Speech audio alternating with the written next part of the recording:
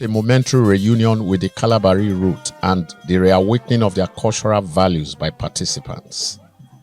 Known as Igrasira in Kalabari language, the cultural procession, which lasted almost 3 hours, took the gaily dressed participants, drawn mainly from the Izon ethnic stock, through the Ada George Main Way and other parts of Port Harcourt.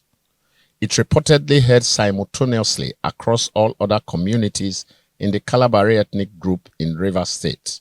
West dismisses insinuations that choosing the successor of the transited revered Kalabari monarch may snowball into rancor and litigations as witnessed in some other ethnic groups in the country. Already as the transition period is going on, it's working side by side with also the coronation and the ascension of a new king. So these are things that are done by custodians, the chiefs, the kings of the Kalabari, the Kalabari Salapo, and all of that. And I want to believe that they are working round the clock in ensuring that the culture and values and the processes, procedures to enthroning a new king is followed to the latter. And that, I must say, that those who have an in-depth, a deeper knowledge of the processes are currently working round the clock to ensure that there is a seamless and a flawless ascension of a new king to this revered and exalted throne. The Mosian president sees the platform of the event as a veritable one to speak on the current political turbulence in Rivers State. Just as the Jaws have rallied around successive governors and have given them the support, even sometimes, to our own detriment, we believe that any right-thinking politician, any right-thinking Rivers indigene should be able to exercise same to the sitting governor. His calm disposition, his peaceful disposition should not be taken for granted.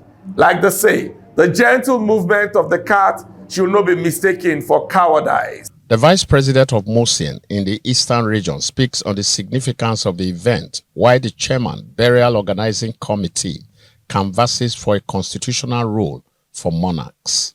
This procession has reverberated around Port Harcourt metropolis. It has also informed other persons who are not aware of the transmigration of our dearly beloved king, the late king of Kalabari, who is a patron, a financial patron to this great body, Mosian worldwide. It's so funny that some chieftaincy laws even gives the power to the councillor of a certain ward to regulate the movement of a first-class chief, a first-class king.